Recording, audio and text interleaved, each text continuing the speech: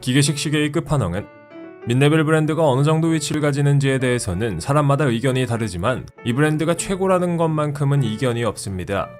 바로 스위스 출신의 기계식 시계 브랜드 파텍 필립인데요.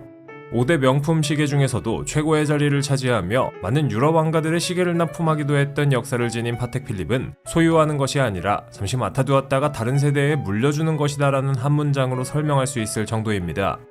과연 파텍 필립의 숨은 역사와 재미있는 사실들은 무엇이 있을까요?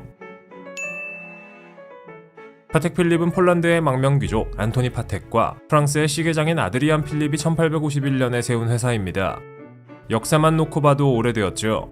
하지만 단순히 역사가 오래되었기 때문에 파텍 필립이 시계 브랜드 중 최고가 된 것은 아닙니다. 시계 역사에서 중요한 혁신의 대부분을 파텍 필립에서 이뤄냈기 때문인데요. 퍼페추얼 캘린더, 스플릿 세컨드 핸드, 미니 리피터 같은 컴플리케이션 무브먼트의 특허를 최초로 받은 것이 파텍 필립이었고요.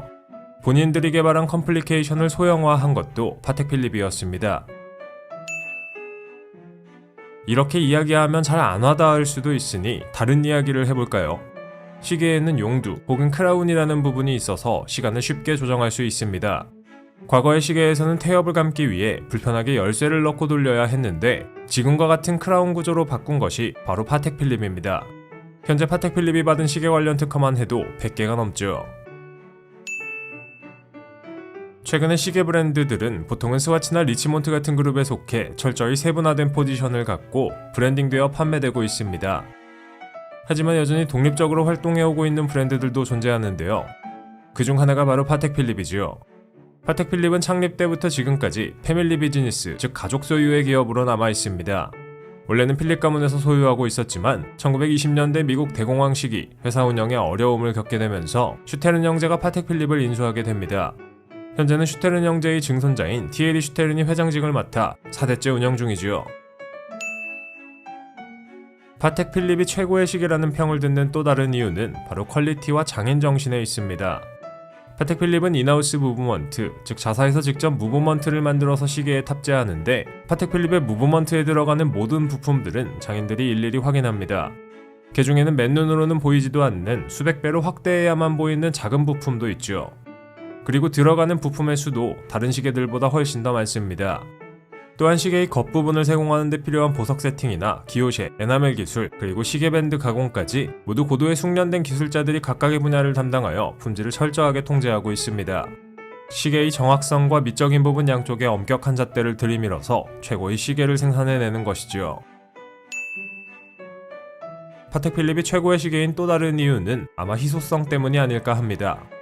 파텍 필립 본인들도 자사의 시계를 공산품이 아니라 하나의 예술품으로 여기고 있습니다. 이런 시계들은 예술품이라고 해도 손색이 없죠.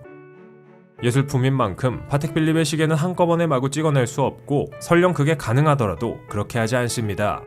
그래서 돈이 있어도 쉽게 구매할 수 없는 시계고 매니아들이 항상 목을 매는 브랜드가 바로 파텍 필립이죠. 만약 이게 마케팅이라면 정말 대단한 마케팅 방법이라고밖에 할 수 없습니다. 이렇게 꼼꼼하게 본인들의 제품을 신경써서인지 한때 파텍 필립의 시계는 모든 생산 라인이 제네바실 인증을 받았습니다. 하지만 2009년부터는 제네바실 대신 자체 인증 시스템인 파텍 필립실을 도입해서 자체적으로 품질을 보증하고 있는데요. 소문에 의하면 파텍 필립에서 생산하는 모든 시계를 회장인 티에리 슈테른이 직접 점검하는데 그만큼 꼼꼼하게 자사 제품을 검품한다는 이야기겠죠. 파텍 필립이 만드는 시계 라인은 여러 개지만 그 중에서도 칼라트라바는 좀 특별한 모델입니다. 1937년 등장한 이래로 현대적인 손목시계의 디자인에 큰 영향을 미친 모델이지요.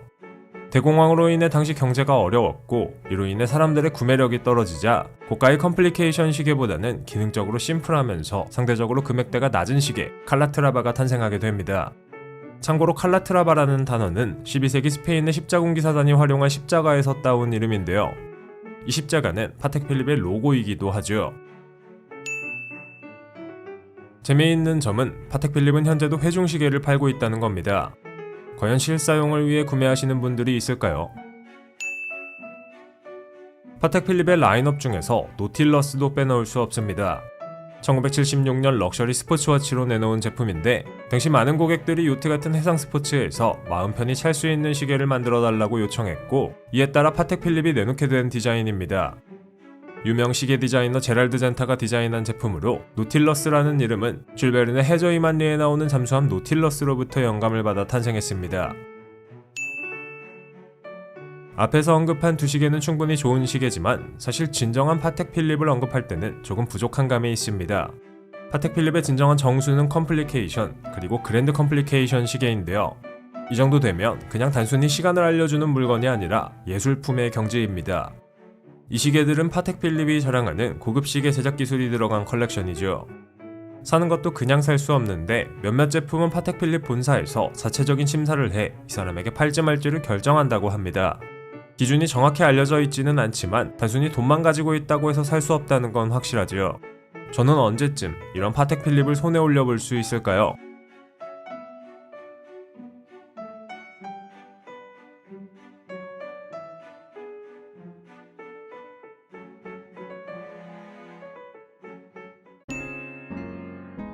세계 5대 명품 시계 중 하나로 손꼽히는 스위스 출신의 바시론 콘스탄틴. 1755년에 창립되어 나폴레옹부터 순종왕조와 다이애나비, 제이지까지 시대를 가리지 않고 다양한 상류층들을 고객으로 삼아왔습니다. 바시론 콘스탄틴은 260년이 넘는 시계 브랜드에서는 매우 오래된 역사를 자랑하면서도 한 번도 끊긴 적 없이 계속 시계를 제작해왔습니다. 스위스 시계의 조상님 정도의 위치에 있는 바시론 콘스탄틴의 숨은 역사와 재미있는 사실들은 무엇이 있을까요? 오래된 명품 브랜드들은 창립자나 제작자의 이름을 따 브랜드 네임을 짓는 경우가 많은데요. 장마르크 바쉐론이 창립한 바쉐론 콘스탄틴에 도대체 콘스탄틴이라는 이름은 어떻게 붙게 된 걸까요? 이는 1819년 장마르크의 손자인 자케 바르톨레미 바쉐론과 사업가였던 프란체스코 콘스탄틴이 같이 일하게 되면서 붙은 이름입니다. 바쉐론 콘스탄틴의 로고에 있는 십자가, 일반적인 십자가와는 조금 다른 모양인데요. 이 십자가 모양은 몰타 십자가라고 불립니다. 16세기부터 몰타라는 나라를 상징했던 십자가가 왜 뜬금없이 스위스의 시계 회사인 바쉐론 콘스탄틴의 로고가 된 걸까요? 원래 바쉐론 콘스탄틴에서 생산하던 시계의 부품 중에 이 몰타 십자가와 비슷하게 생긴 부품이 있었는데 이 부품에서 디자인을 차용해 로고를 만들었죠. 오데마 피게, 파텍 필립, 브레게, 아랑에 온트 제네와 함께 5대 명품 시계인 바쉐론 콘스탄틴. 그 수준에 걸맞게 세계에서 가장 비싼 시계들을 제조하고 있습니다. 그 시계들의 가격은 과연 얼마나 할까요? 가격대가 저렴한 제품도 수천만원 선이고 대부분 억대를 넘어섭니다. 참고로 바쉐론 콘스탄틴에서 창립 250주년을 기념해 제작한 뚜르드 릴이라는 손목 시계는 전 세계에 7개밖에 없는 제품으로 가격은 약 17억원 정도였죠. 손목 위에 집 한 채가 왔다 갔다 하는 셈입니다. 창립 260주년을 기념해 만든 시계는 더 대단한 시계입니다. 당시 바쉐론 콘스탄틴은 레퍼런스 57260이라는 회중시계를 만들었는데 가격은 하나로 대략 90억원에서 100억원 이상 정도로 추정됩니다. 보통 시계에는 들어가기 힘든 57개의 컴플리케이션 기능이 들어갔으며 부품이 2800개 사용되었죠. 일반적인 기계식 시계의 부속품이 대략 130여 개 정도니까 얼마나 정교하게 만들어졌는지 알 수 있습니다. 홀마크 오브 제네바라는 시계 인증이 있는데요. 스위스의 최고급 시계 제조 부분에서 최고의 품질을 보장하는 인증서라고 보시면 됩니다. 1886년 제네바의 시계 제작자들의 기술을 보존하고 제네바라는 이름을 불법적으로 사용하는 것을 막기 위해 제네바 주정부에서 정한 인증서죠. 이 인증을 받은 시계들은 까다로운 조건을 충족시킨 최고급 시계들이기 때문에 품질은 걱정하지 않아도 되는데요. 바쉐론 콘스탄틴, 로저드비, 까르띠에, 쇼파드 같은 브랜드들이 이 인증을 받았죠. 바쉐론 콘스탄틴 하면 어떤 시계가 떠오르시나요? 많은 사람들에게 가장 먼저 떠오르는 시계는 아마도 페트리모니가 아닐까 하는데요. 2004년부터 생산되기 시작했으며 심플한 디자인과 얇은 두께 덕분에 드레스워치로 많은 사랑을 받고 있는 제품입니다. 군더더기 없는 심플한 디자인이지만 이 시계가 조용한 럭셔리의 대표 상징과도 같다는 걸 모르는 사람은 없죠. 종종 파텍 필립의 칼라트라바와 비교되기도 하는 시계로 바쉐론 콘스탄틴을 대표하는 모델 중 하나로 인정받고 있습니다. 현재 바쉐론 콘스탄틴은 리치몬트 그룹 소속입니다. 참고로 아랑에 온트 제네도 현재 리치몬트 그룹 소속으로 5대 명품 기계식 시계 브랜드 중 2개가 리치몬트 그룹에 소속되어 있죠. 역사가 오래되다 보니 바쉐론 콘스탄틴이 최초로 개발한 것들 혹은 특허를 받은 것들이 있습니다. 1790년 최초로 컴플리케이션 회중시계를 만들었고 1885년에는 최초로 항자기성 회중시계를 만들었습니다. 최근에는 1992년 가장 얇은 두께의 미닌 리피터를 만들었고 2015년에 만들었던 레퍼런스 57260은 세계에서 가장 복잡한 시계라는 칭호를 얻기도 했죠. 역시 근본 있는 브랜드는 괜히 그런 게 아니네요. 시계를 생산한 지 오래되었지만 사실 바쉐론 콘스탄틴이 여성용 라인을 따로 만들기 시작한 건 그리 오래되지 않았습니다. 바로 2003년부터였는데요. 물론 그 이전에도 여성들을 위한 시계가 제작되긴 했지만 여성들만을 위한 라인을 따로 내놓기 시작한 건 얼마 전의 일입니다. 깔끔한 기계식 시계 이외에도 바쉐론 콘스탄틴은 다양한 재료가 사용된 시계를 제작하고 있습니다. 그 중에서도 주로 다이아몬드와 에나멜을 사용해 럭셔리한 시계를 만들어내죠. 바쉐론 콘스탄틴의 시계를 카피한다고 해도 소재가 주는 고급스러움은 절대로 카피할 수 없습니다. 또한 바쉐론 콘스탄틴만의 기술로 흔하지 않은 시계를 만들기도 하는데요. 가히 예술이라고 불릴 만한 다이얼이 새겨진 메티에다르 컬렉션입니다. 얼핏 보면 벽에 걸린 예술품처럼 생긴 이 시계들은 장인들이 기술과 예술을 결합해 만든 멋진 컬렉션입니다. 이런 고급 시계를 만드는 바쉐론 콘스탄틴, 앞으로도 상류층의 사랑을 계속 받게 될 것 같습니다.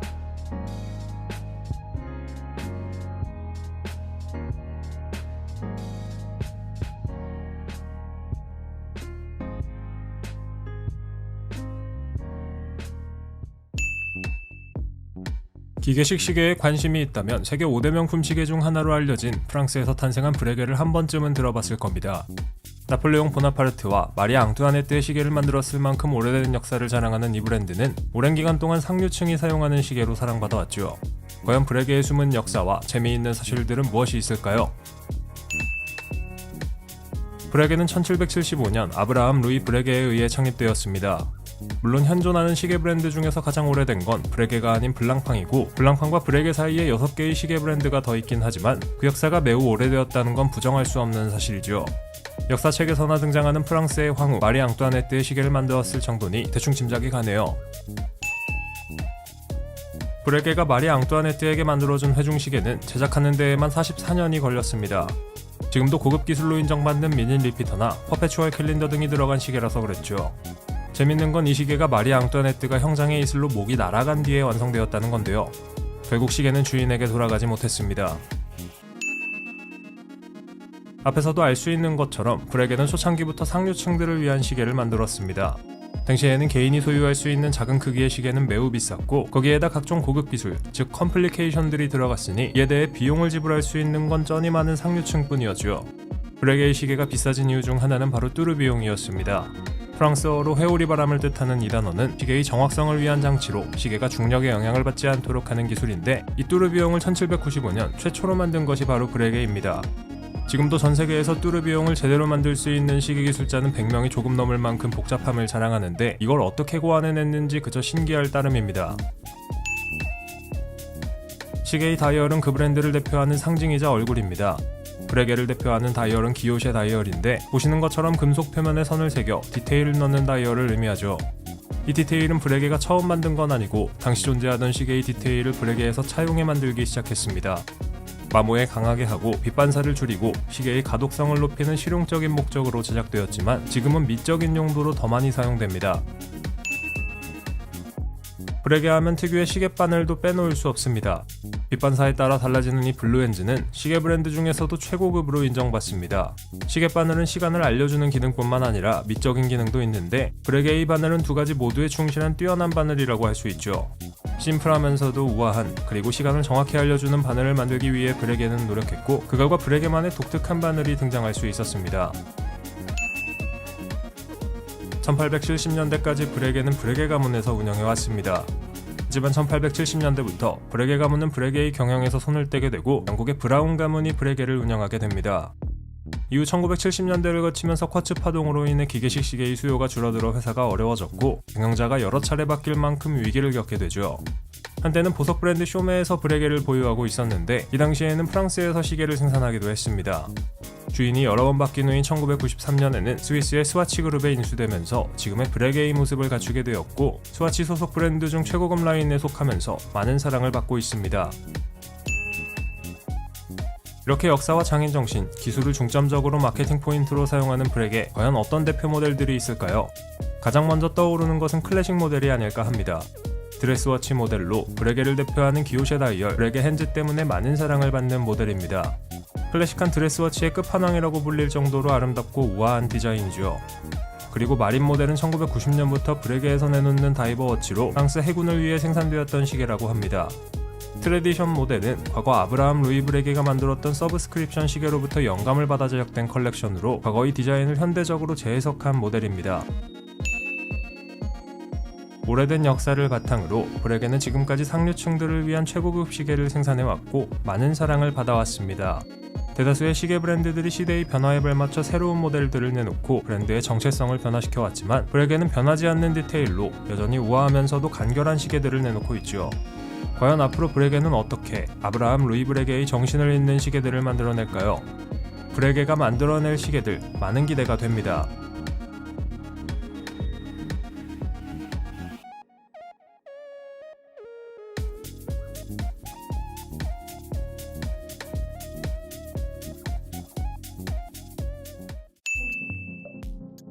최근 럭셔리 시계 브랜드 중에는 창립자의 이름만 브랜드에 남아있고 시계 그룹에 편입되어 시계를 생산하는 브랜드가 많습니다. 하지만 진짜는 대를 이어 시계를 만들죠. 바로 스위스의 럭셔리 시계 브랜드 오데마 피게 이야기입니다. 세계 5대 명품 시계 브랜드 중 하나인 오데마 피게는 쿼츠 파동의 위기를 단 하나의 모델로 극복해내면서 세계 최고의 시계 브랜드 중 하나가 되었죠. 과연 오데마 피게의 숨은 역사와 재미있는 사실들은 무엇이 있을까요? 오데마 피게는 1875년에 스위스의 작은 마을인 르브라서스에서 창립되었습니다. 당시 23살이던 줄스 로이 오데마와 21살이던 오기스트 피게 두 명의 시계 제작자가 같이 회사를 만들고 시계를 생산했던 것이 오데마 피게의 시작이었죠. 두 명의 창립자가 죽은 이후에는 후손들이 회사를 물려받아 운영해왔습니다. 대공황과 두 차례의 세계대전에도 불구하고 오데마 피게는 스위스 시계 산업을 대표하는 회사로 계속 명맥을 이어왔죠. 그 사건이 있기 전까진 말이죠. 1970년대는 쿼츠 무브먼트 때문에 스위스 시계 산업에게 있어서는 힘든 시기였습니다. 오데마 피게도 마찬가지로 힘든 시기를 겪었죠. 회사가 망할 위기에 처하자 오데마 피게는 1972년 회심의 역작을 출시하는데 바로 로열오크 모델이었습니다. 오늘날까지도 사람들에게 많은 사랑을 받고 있고 특유의 팔각형 디자인으로 수많은 매니아들을 양산해낸 시계입니다. 당시 스위스 시계 제조사들은 만들지도 않았던 럭셔리 스포츠워치라는 독특한 포지션으로 사랑받습니다. 이 시계를 디자인한 것은 시계 디자이너 제랄드 젠타였습니다. 그 덕분에 오데마 피게는 위기에서 살아남은 것뿐만 아니라 세계 5대 시계 제조사로 우뚝 서게 됩니다. 그는 파텍 필립의 골든 엘립스, 오메가의 컨스틸레이션 등을 디자인했던 유명 시계 디자이너였는데 오데마 피게가 이 시계의 디자인을 젠타에게 맡길 때 하루 만에 만들어달라는 다소 무리한 부탁을 했죠. 하지만 천재는 시간과 공간을 가리지 않는 법입니다. 젠타는 오데마 피게의 요청대로 하루 만에 시계 디자인을 뚝딱 그려냈죠. 시간을 얼마 안 들인 것 치고는 꽤 괜찮은 디자인이 나왔다고 할 수 있겠죠. 로열오크라는 이름은 원래 영국군 전함의 이름이었습니다. 생긴 것만 봐도 전투적인 느낌이 풀풀 나는 이유가 있었네요. 팔각형의 베젤, 훤히 보이는 나사와 와플 다이얼, 그리고 일체형 브레이슬릿이 로열오크의 특징이라고 할 수 있겠습니다. 이 시계는 과거 잠수부들의 헬멧에서부터 영감을 받아 제작되었죠. 이런 로열오크의 디자인은 당시에는 매우 혁신적인 것이었습니다. 1972년 당시 대부분의 시계가 원형이었으니 그 당시의 시계 디자인과 로열오크를 비교해보면 매우 독특하다는 것을 알 수 있습니다. 소재면에서도 당시의 고급 시계들은 대부분 금으로 만들어졌지만 로열오크는 스틸로 만들어졌죠. 한마디로 젠타와 오데마 피게는 기존의 규칙들을 완전히 파괴하면서 새로운 시계를 만들어낸 것입니다. 처음엔 소비자의 반응이 그닥 폭발적이진 않았습니다. 그 이유 중 하나는 시계가 너무 컸기 때문이죠. 최근에는 시계 케이스의 크기가 40mm면 일반적인 크기지만 과거의 시계들은 훨씬 더 크기가 작았습니다. 마치 손목에 올린 방패 같은 느낌이었을 겁니다. 또한 디자인 문제는 논외로 하더라도 당시 스틸로 만들어진 럭셔리 시계의 가격에 비해 로열오크는 매우 비싼 편이었습니다. 당시 로열오크 하나 가격으로 롤렉스 서브마리너 10개를 살 정도였죠. 하지만 상류층들에게 이 새로운 시계가 사랑받으며 로열오크는 점점 인지도를 쌓아갑니다. 이후 로열오크의 성공을 바탕으로 오데마 피게는 기존의 로열오크의 디자인을 보완해 로열오크 오프셔를 1993년 내놓게 됩니다. 엠마누엘 귀트가 디자인한 이 시계는 로열오크의 디자인과 성능을 보완해 만들어진 시계로 젊은 층에게 인기를 얻게 됩니다. 기존 제품에 비해 크기가 더 커졌고 두께도 두꺼워졌죠. 로열오크 오프셔 또한 실패하리라는 전문가들의 예상을 깨고 많은 사람들에게 환호를 받았고 현재에는 클래식 로열오크 못지않게 인기가 많은 컬렉션이죠. 오데마 피게의 무브먼트 수준은 과연 어느 정도일까요? 오데마 피게의 역사는 곧 스위스 시계 산업의 발전과 동일시될 만큼 뛰어난 기술력으로 인정받고 있습니다.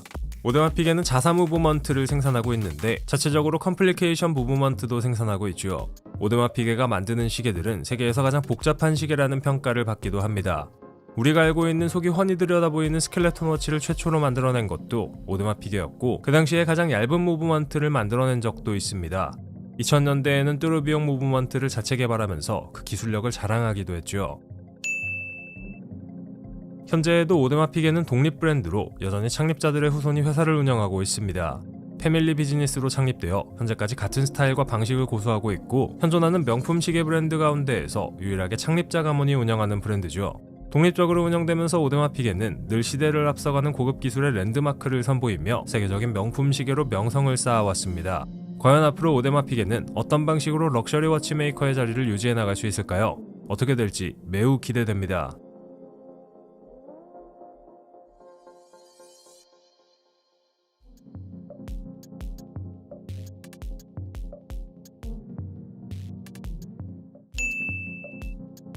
시계하면 스위스입니다. 잘 나가는 시계 회사들은 거의 대부분 스위스에 본사를 두고 있죠. 하지만 그중에는 독일 출신으로 두각을 보이는 브랜드도 있는데, 오늘 소개할 아랑에 온투제네가 바로 그중 하나입니다. 1845년에 페르난디드 아돌프 랑에에 의해 독일 글라슈테 지방에서 창립된 시계 브랜드로 세계 5대 명품 시계 중 유일하게 독일 브랜드죠. 과연 이 브랜드의 숨은 역사와 재미있는 사실들은 무엇이 있을까요? 창립자인 페르난디드 아돌프 랑에가 독일 궁정의 시계 제작자로 유명하긴 했고, 브랜드가 오래전에 탄생한 것도 맞지만 사실 아랑에 온투제네는 지금까지 계속 시계를 만들어 온 건 아닙니다. 1845년에 창립된 이후 계속 회중시계와 손목시계 제작을 해오다가 도중에 브랜드가 사라진 적이 있습니다. 1948년 이후 독일이 동독과 서독으로 분리되면서 동독 지방에 위치한 글라슈테의 시계 브랜드들은 모두 소련에 의해 국유화가 되었는데, 당시 회사의 경영자이자 아돌프 랑에의 증손자인 발터 랑에는 강제 노동을 하지 않기 위해 어쩔 수 없이 회사를 버리고 해외로 도피해야 했습니다.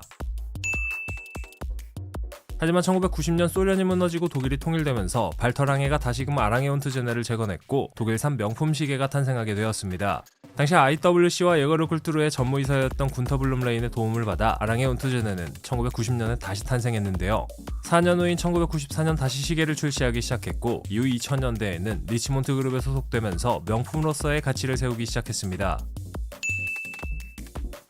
아랑에 온투제네는 영어로 바꾸면 아랑에 앤드 선즈라는 뜻으로 아돌프 랑에와 아들들이라는 의미를 지니고 있습니다. 명품 의류 브랜드나 시계 브랜드를 보면 창립자의 이름을 걸고 판매하는 브랜드가 꽤 많은데요. 이는 본인 이름을 거는 게 제품의 높은 퀄리티와 이에 대한 자부심을 나타내는 데 가장 효율적인 방법이었기 때문입니다. 아랑에 온투제네의 브랜드 로고 밑에는 글라슈테라는 글자가 새겨져 있습니다. 이곳은 랑에 시계의 생산지인데요. 독일어로 글라슈테는 유리를 만드는 곳이라는 뜻이죠. 아랑에 온투제네를 대표하는 모델을 한 가지만 꼽으라면 랑에 원을 골라야 할 것 같네요. 중앙을 벗어난 시침과 분침의 독특한 디자인, 특유의 무브먼트 등의 특징을 갖고 있고, 1994년에 출시되면서 랑에의 부활을 주도한 모델이라고 평가받고 있습니다. 랑에 원뿐만 아니라 다른 모델들에도 들어가는 이 날짜 표시 부분은 과거 독일 드레스덴의 오페라 하우스에 설치되었던 5분 시계에서 영감을 받아 디자인되었죠. 비유렌이라는 시계가 있습니다. 이 모델은 2차 대전 독일 공군인 루프트와페의 파일럿들을 위한 시계였는데요.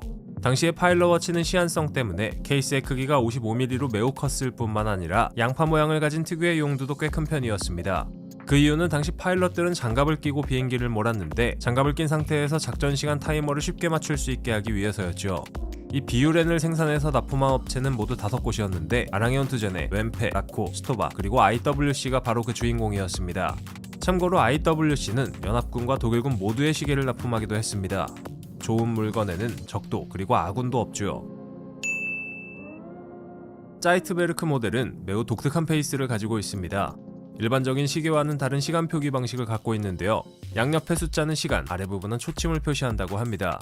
시계 전문가 및 리뷰어들의 평으로는 디자인이 매우 뛰어나서 시대를 초월할 수 있을 정도입니다. 짜이트베르크의 장점은 이뿐만이 아닙니다. 바로 미닌 리피터라는 기능이 있는 제품이 출시되고 있는데요. 정해진 시간마다 시계에서 종소리로 시간을 알려주는 기능입니다. 이 미닌 리피터는 컴플리케이션이라는 시침과 분침 이외의 시계의 기능 중 한 종류인데요. 이외에도 컴플리케이션에는 뚜르비용이나 퍼페추얼 캘린더 등이 포함됩니다. 아랑에 온투제네는 독일은이라는 특유의 합금을 쓰는데요. 진짜 은이 아니라 사실 구리와 아연, 니켈을 섞은 합금입니다. 니켈 실버라고 불리기도 하는 이 합금은 항자기성이 있고 부식에 강해서 아랑에 온투제네의 무브먼트에 사용된다고 합니다. 이 독일은을 사용한 무브먼트는 대표 모델인 랑에 원에도 들어가죠. 그렇다면 이 명품 시계의 가격은 과연 얼마나 할까요? 아랑에온트 제네의 엔트리 모델인 싹소니아의 경우 2천만원대부터 시작하며 일반적인 모델들은 모델에 따라 다르지만 국내 리테일가로 5천만원에서 1억 정도면 살 수 있습니다. 조금 더 비싼 시계도 있는데요. 2014년 홍콩에서 짜이트베르크가 2억 2천만원이 넘는 가격에 팔린 적도 있습니다. 집 한 채를 손목에 얹고 다니시는 그분 과연 누구일까요? 정말 부럽네요. 앞으로도 아랑에온트 제네는 명품 시계로 상류층의 사랑을 받으며 계속 이름을 알려갈 것 같습니다.